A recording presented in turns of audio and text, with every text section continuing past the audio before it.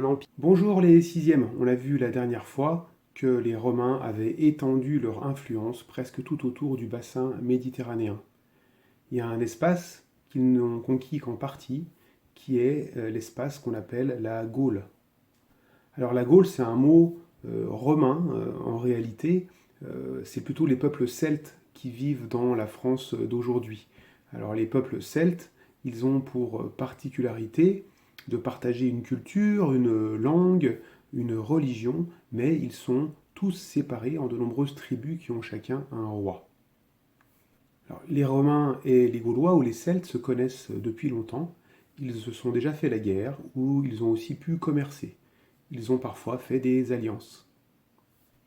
Le grand conquérant de la Gaule, ce sera Jules César. Voilà une illustration de Jules César. Il est né à Rome vers 100 avant Jésus-Christ, on n'est pas tout à fait sûr, mais il est mort à Rome en 44 avant Jésus-Christ, ça on en est certain.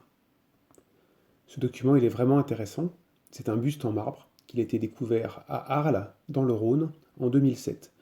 Apparemment il daterait de 46 avant Jésus-Christ. Cette date est importante, c'est la plus ancienne représentation de César, c'est la seule qui a été réalisée de son vivant qu'on ait retrouvée. Qu'est-ce que ça veut dire? Eh bien, sans doute que cette statue est assez réaliste et que Jules César devait ressembler pas mal à ça. C'est Jules César qui est le conquérant de la Gaule. Il a profité des divisions entre les tribus celtes pour intervenir. Les victoires sont très rapides, mais César va finir par trouver en face de lui un ennemi redoutable qui est Vercingétorix. Vercingétorix est un Celte, est un Arverne, c'est le roi des Arvernes, et il va réussir à unir les peuples celtes, les peuples gaulois, autour de lui. À partir du moment où ils sont unis, ils sont beaucoup plus forts et ils vont mieux résister aux Romains. Ils vont même leur infliger une défaite à Gergovie.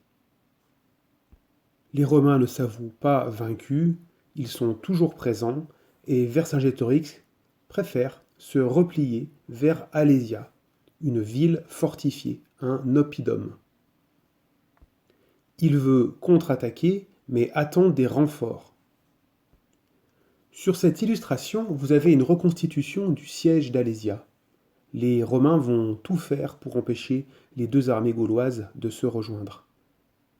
En A, vous avez la cité avec ses fortifications. En B, les fortifications romaines qui empêchent les Gaulois d'Alésia de sortir. Les Romains font un siège. L'objectif est que la cité ne puisse plus se ravitailler et que les gens à l'intérieur finissent par mourir de faim, et pour éviter cela, se rendent. Mais en C, vous avez les fortifications qui empêchent les Gaulois de secourir les assiégés, c'est-à-dire ils veulent absolument empêcher la deuxième armée gauloise de rejoindre Vercingétorix. Et grâce à ces fortifications qui couvrent d'un côté la ville et d'autre côté qui empêchent l'arrivée des renforts, eh bien les deux armées gauloises ne se rejoindront jamais. Et finalement, Vercingétorix est obligé de se rendre. Jules César conquiert toute la Gaule, est auréolé de gloire. Il revient à Rome et défile devant les Romains sur un char tiré par 4 chevaux, Vercingétorix attaché derrière lui. Jules César est extrêmement puissant à cette époque et il va essayer de prendre un pouvoir absolu. Attention, Astérix c'est génial, mais Jules César n'a jamais été un empereur. L'Empire romain n'existe pas à l'époque.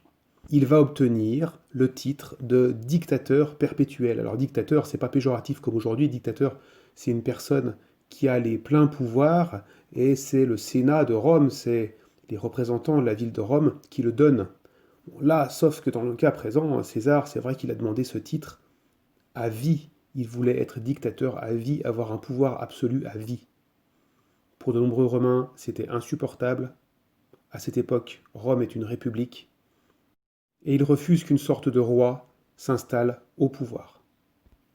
Jules César est assassiné.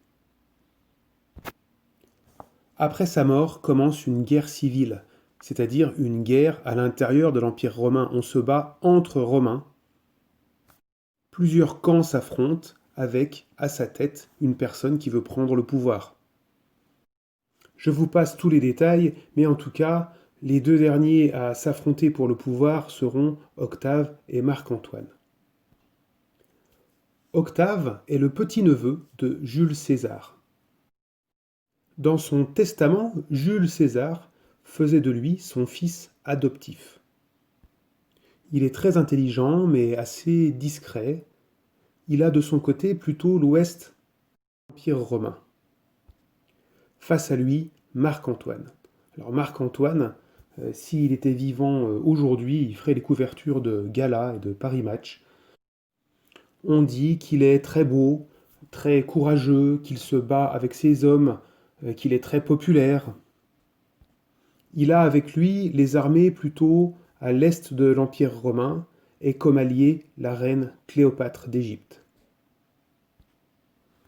C'est Octave qui remporte finalement la guerre. Marc-Antoine et Cléopâtre, ne voulant pas tomber entre ses mains, se suicident. Même s'il ne portera jamais vraiment ce titre, Octave devient le premier empereur romain. Il va changer de nom puisque le Sénat lui a décerné le titre d'Auguste à Augustus, qui veut dire en gros qu'il a été choisi par les dieux, que les dieux l'ont choisi pour gagner cette guerre, qu'il est protégé par les dieux.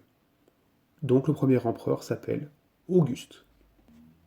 Il va régner de 27 avant Jésus-Christ jusqu'à 14 après Jésus-Christ.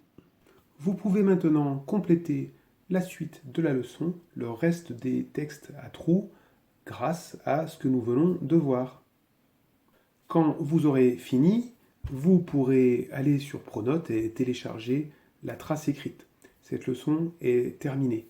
Lors de la prochaine leçon, on va parler de géographie, mais vous pourrez la commencer avec un petit QCM qui a été préparé par vos camarades. Ne vous inquiétez pas, il n'est pas noté. C'est juste pour voir à peu près ce dont vous vous souvenez de cette leçon.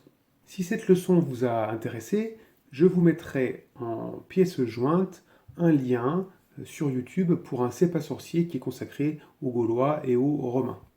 Voilà, bon courage, bon travail, on se retrouve la prochaine fois. Faites attention à vos proches, à vous et aux autres.